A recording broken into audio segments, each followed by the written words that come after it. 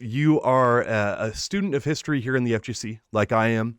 And of course, you and I have heard a lot of crap through the years, and pretty much, from our friends and other stuff. Not saying like I'm talking about our old friends, not our current friends who we actually care about. I'm talking about our old friends who used to give us advice.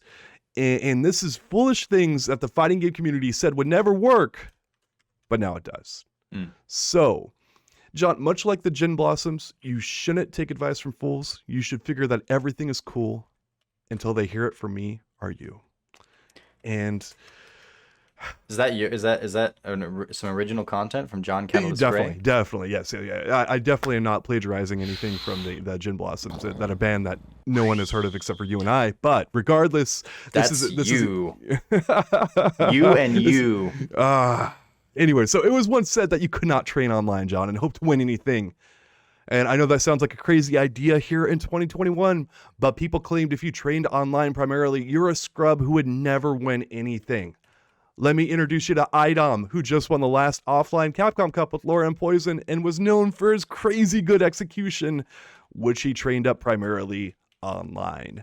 He is 16th right now on the overall leaderboards on an account he stopped using in February of this year. He stopped using it.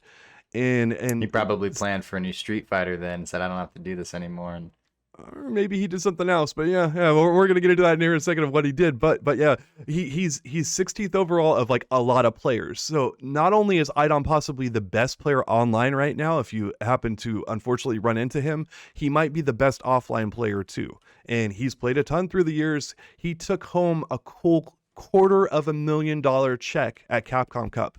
And so what I'm saying is thank you to all my friends who gave me bad advice because you just cost me $250,000, because that's how it works. Because clearly that advice, it's their fault, and that's the only factor, the only variable in why you didn't win Capcom Cup. Exactly. Not like I was playing online that entire time, right? It was just Same. like those bastards kind of thing. I'm gonna go hit those guys up and say you owe me $250,000, and it should go pretty well. Sure, that'll go well for you, Tony Soprano. John, I know you grew up in around the FGC. People who were saying online is trash and you shouldn't use it. What do you think of those statements now? Well, do you want me to just? No, I'm just gonna give you a straight answer. I think that online has gotten better since the days of Street Fighter 4, which is when those conversations were happening. It's not 1-to-1, it's not the same thing, but it's improved. And this is, of course, speaking directly about the Street Fighter games, SF4 and SF5. But then, of course, it's leveling up all over the place. And what it meant to train online in the days of delayed base, constant, like just jitters versus rollback, and since improved since 2016 netcode. And I know it's the worst and all that stuff, but also it's not, and play on PC, you jerks. I think that it's much more viable than it used to be, especially now that a lot of tournaments are online. And I think we'll go back to offline, but with the progress that's been made there's going to still be a lot of tournaments online. And hey, if you're practicing in the situations or like in the setting, in the atmosphere that you're going to play tournaments in, that you should do that. That legitimizes it further. So yeah, I 100% think, and I've seen firsthand the effects of like someone's really good online and then they come and play in the offline setting and they get blown up, and it's a completely different game because they're relying on the kinds of less reactive abilities and such, reaction-based play. But in modern times, I think that gap has been closed significantly. And to whatever degree it has been closed, it is more legitimate to practice online for offline stuff. But I still think that it's best and best case scenarios to still practice offline. If you can. It's very hard to do and get good competition and all the other kind of stuff. But yeah, it's but again, we had so many people in the FGC just don't play online, blah blah blah blah blah, and it's just like, oh, you tools, you freaking tools, and not the band, which is really cool.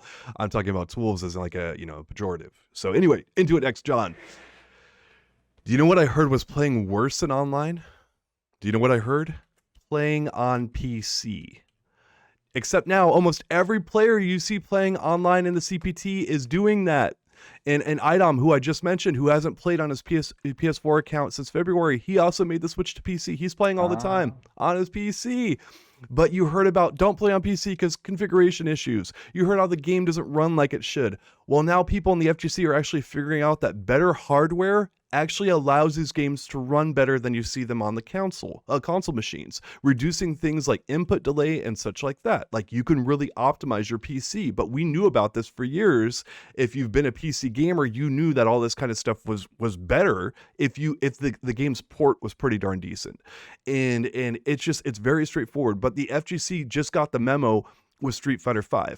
John, you made the switch to PC recently and had a vastly better experience over the piece of 4 that you would play on before. And yes, I know you've got to write down that note of where I cussed there. Yep, my apologies for that. But granted, some of the ports here in the past and the FGC have been dicey, and a very big lack of crossplay is an issue here as well. Like, I mean, again, if you're limited to just the PC player pool, that can be a thing, but if you can run these games on PC, they tend to run better, smoother. You have a better experience kind of overall. Input lag, all this other kind of stuff is reduced. So some of the PC ports of other games were very rough, but here in 2021, there can be a great way to actually experience these games and play your favorite fighting games and kind of do it that way. And it's one of those type of things I heard over and over again. Never play these games on PC. Can't run them on PC. Can't do PC. PC sucks and all this other kind of stuff. And it's like, you guys were freaking stupid. You guys did not do your research. You did not look into this stuff. There are problems with playing on PC, but there's problems with playing on console too. And it's like, just look into the stuff a little bit more. Another dumb thing the FGC said that did not hold up well. And the load times, that's perhaps not the most, it's obviously not the most important because you still get to the game. But hot damn, again, we play on PlayStation 4 when we go to the bar on Tuesday nights and play, and it's so noticeable. It's like as the match loads, as the game kicks off, like you start the game up and then you go and you get a beer. And then you talk to some people and you meet someone and you go to the bathroom and you forget something and you go out to your car and then you come back and you sit down and then you wait 30 more seconds and then the game kicks off. Like it's horrible. And again, not again, but just in 2021, the expectation is, dude, my Street Fighter game should load up faster than that because I can go play something else and it'll load faster and I can go play it on PC. And so there's an option for it. And yeah, so I remember doing PC at Wednesday Night Fights, and there was a push, and we were using, I think it was like sponsored by Alienware, if I recall correctly. Mm-hmm.